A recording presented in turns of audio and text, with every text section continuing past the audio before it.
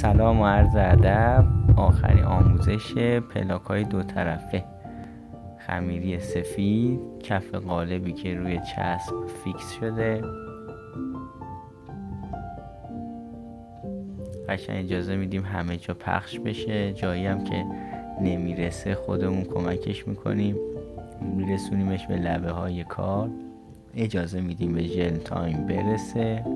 ترانسفرمون رو عقب بریدیم، سایز کردیم، خیلی آروم میایم میذاریمش به روی خمیری سفیدی که به ژل تایم رسیده، ولش میکنیم تا با همدیگه خشک بشن.